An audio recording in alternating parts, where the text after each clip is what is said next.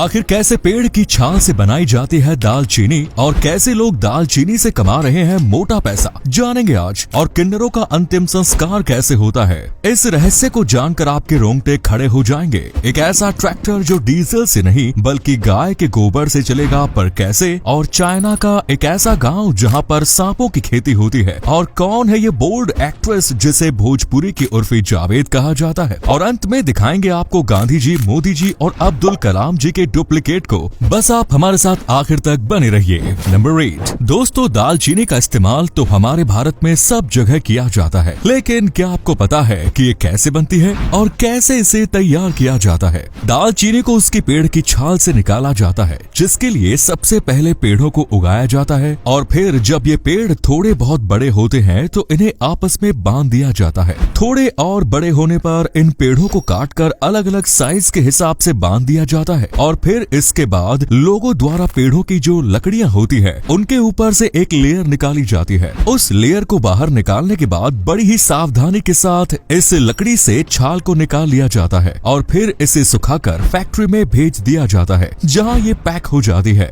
और इस तरह से दालचीनी बनकर तैयार हो जाती है। आपको बता दें कि दालचीनी की खेती हमारे भारत के साउथ और श्रीलंका में होती है, जिसे बेचकर किसान अच्छी कमाई कर रहे हैं। नंबर 7 आम आदमी के अंतिम संस्कार के बारे में हम सभी जानते हैं, पर क्या आपको पता है कि किन्नरों का अंतिम संस्कार कैसे होता है? अगर नहीं तो चलिए आज हम आपको दिखाते हैं। दोस्तों, किन्नरों का अंतिम संस्कार बहुत ही गुपचुप तरीके से होता है। किन्नरों का अंतिम संस्कार आधी रात के समय होता है, और जब किसी किन्नर की मौत होती है तो दूसरे किन्नर जश्न मनाते हैं कि उसे किन्नर के नर्क जैसे जीवन से छुटकारा मिल गया। इसके बाद शव को चप्पल और जूतों से भी पीटा जाता है, और फिर शव को लेके जाकर दफना दिया जाता है। नंबर 6 आपने आज तक गेहूं, मक्का, धान, गन्ना या फिर सब्जियों की खेती के बारे में तो सुना ही होगा, पर क्या आपने कभी सांपों की खेती के बारे में सुना है? जी हाँ, आपको जानकर हैरानी होगी कि चीन के ज़िज़िकियाओ विलेज में इस तरह की खेती की जाती है। इस गांव में लगभग सभी लोग सांपों की खेती करते हैं, इसीलिए इस गांव को सांपों की खेती के लिए जाना जाता है, और यहाँ पर हर प्रजाति के सांप देखने को मिलते हैं। सांपों की खेती करके ये अच्छा खासा मुनाफा भी कमा रहे हैं, क्योंकि ये लोग सांपों के अलग अलग अंगों को मार्केट में बेचकर तो पैसे कमाते ही हैं, बल्कि उसके जहर को बेचकर भी अच्छी कमाई करते हैं, क्योंकि सांपों से बनी चीजों और सांप के मांस की चीन में बहुत ज्यादा डिमांड है। नंबर 5 एक ऐसा ट्रैक्टर जो पेट्रोल और डीजल से नहीं बल्कि गाय के गोबर से चलेगा। इस ट्रैक्टर के आविष्कार से बहुत बड़ा बदलाव आने वाला है। ब्रिटेन की एक कंपनी ने दावा किया है कि उन्होंने इस तरह का ट्रैक्टर बनाकर तैयार कर लिया है जो गोबर से चलेगा। कंपनी के मुताबिक डीजल की जगह ये ट्रैक्टर बायोमेथीन पर काम करेगा, और गाय के गोबर से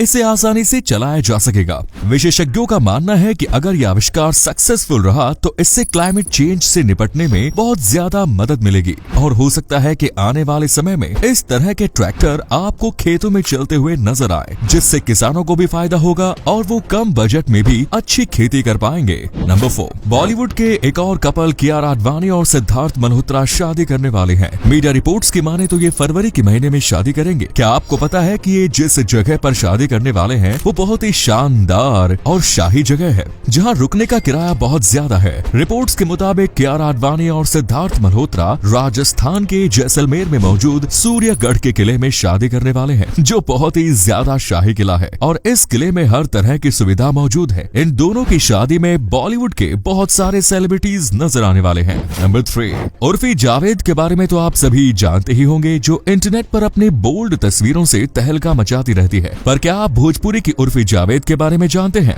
भोजपुरी इंडस्ट्री की श्वेता शर्मा को भोजपुरी की उर्फी जावेद कहा जाता है, क्योंकि अपने बोल्ड अंदाज के लिए जानी जाती है, और इंटरनेट पर अक्सर ही ऐसी तस्वीरें शेयर करती रहती है जिससे लोग इनके दीवाने हो जाते हैं। इनकी बोल्ड तस्वीरों की वजह से इनके सोशल मीडिया पर बहुत ज्यादा फॉलोअर्स है, और काफी कम समय में इन्होंने लोगों को अपनी ओर अट्रैक्ट करने में कामयाबी हासिल भी की है, और आज इन्हें भोजपुरी की उर्फी जावेद के नाम से जाना जाता है। नंबर 2 फिल्मों में आपने एक शख्स के कई डुप्लीकेट देखे होंगे, पर चलिए आज आपको असलियत में पॉपुलर लोगों के डुप्लीकेट दिखाते हैं। सबसे पहले देखिए, ये है हमारे प्रधानमंत्री नरेंद्र मोदी जी के डुप्लीकेट, जो काफी हद तक उनसे मिलते जुलते हैं। इसके बाद गांधी जी के डुप्लीकेट को देखिए, जिन्हें देखकर मुझे तो भाई हंसी आ रही है। वैसे बाबा रामदेव की डुप्लीकेट भी किसी से कम नहीं है। भारत के मिसाइल मैन कहे जाने वाले अब्दुल कलाम साहब साहब की डुप्लीकेट की भी तस्वीरें इंटरनेट पर खूब वायरल हुई थी, जिन्हें आप अपने स्क्रीन पर देख सकते हैं। चलिए अंत में देखते हैं बाल ठाकरे के डुप्लीकेट को, जिसने लुक भी उनकी तरह ही बना रखा है।